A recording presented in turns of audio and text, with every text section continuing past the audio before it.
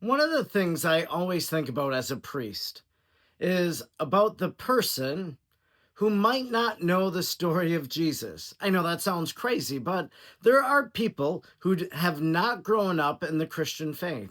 They've not grown up with any faith. And so they hear the story of Jesus, maybe through film, maybe they read a story, someone is telling it to them. I often think about their experience of learning that story for the very first time.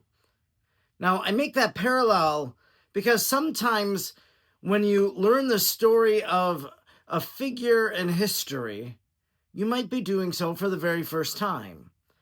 That maybe you watch a biopic, a movie. That just happened to me.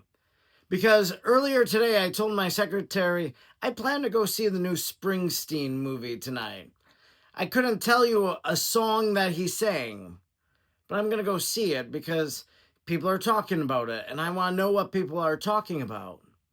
So I saw it tonight. And it was kind of one of those experiences because when I was sharing that with my secretary, she said, "Well, of course you've heard Born in the USA." And yes, I then said, "Born in the USA. I was born in the USA." So obviously, I knew some of Springsteen's music, but I didn't know his story. I didn't know his family background or anything else about his life. I've never read a book or an article about him. I was completely oblivious to his life. This new movie, this biopic in theater, much like The Complete Unknown. Again, another music biopic that I saw last year. Didn't know much about Bob Dylan except that Bishop Robert Barron loves Bob Dylan. And so went and saw it and grew in an appreciation for Bob Dylan. Well, the same here for Bruce Springsteen. Saw the movie. Now I want to listen to some of his music. I want to know more about him. Very similar to someone maybe who is learning the story of Jesus for the first time, just as I am learning the story of Springsteen and want to know more. The movie itself has a little bit of a dark cloud over it, not because of its content or anything, but the darkness is the fact that it's treating the topic of mental health and depression. And so once you realize that, you trace that then through the storyline of the movie. I think it's good. That's a good thing that we are talking about and raising awareness about depression and getting help and all of that. But you can kind of see how Springsteen experiences that all throughout his career as he's creating this album, and you can sense this sadness that's in the folk songs that he wants to record. This album they call Nebraska, the song Nebraska.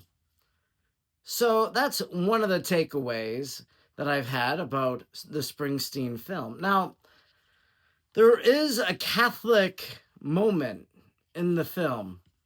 Now, it's a little awkward, I would tell you. So, Springsteen has this love interest in one of the characters. She's present throughout the movie. And they fornicate. I'll just use that word in the movie. Now, you don't see it, it's not graphic or anything like that. But in this very awkward exchange after their after the act and then conversing in the bed, she says, "I've been wanting to give you this, but I didn't know if I should." And what she wants to give Springsteen is this St. Christopher medal. And again, very awkward, I think, morally, like you've just engaged in a sin, relations outside of marriage. But yet, there's this piece of faith that is important to her, and she wants to give it to Bruce Springsteen. And as you watch the rest of the movie, you see this chain, this medal that's on him. So there is a sense of faith there. And I think what it tells us is that even, when you're in a life of sin, some of these things of faith are going to speak out to you. And maybe it is those very things that are going to bring you maybe to that breaking point, to that point of conversion in your life. So, kind of moved a little bit by that, just the fact that St. Christopher, she says, he's going to guide you wherever you go.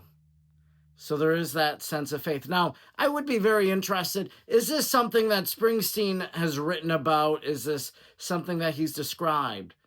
Is this metal something that he's treasured and carried with him throughout his life? I think, too, this whole thing, this whole topic, the dark cloud of depression, it's brought about by childhood experiences. And so there's these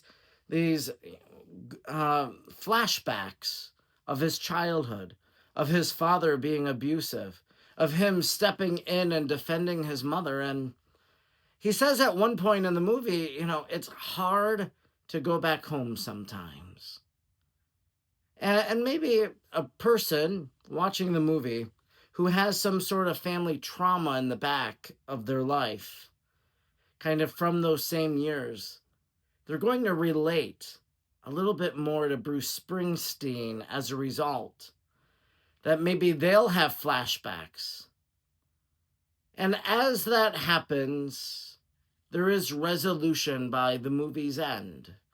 I won't tell any more, but there is something that happens. So it was a good film.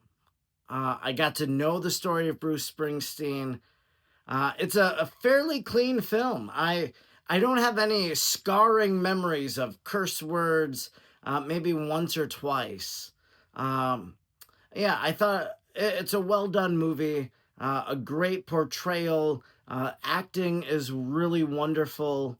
I'm happy that I went to see Springsteen. Not a Springsteen lover. Couldn't tell you any other song except the songs from the movie that I just have heard. But now I want to know a little bit more about Springsteen, listen to his music, and learn more about his life. It's the power of film. And I'm grateful that I saw it. And if you see it, I'd love to hear your thoughts too.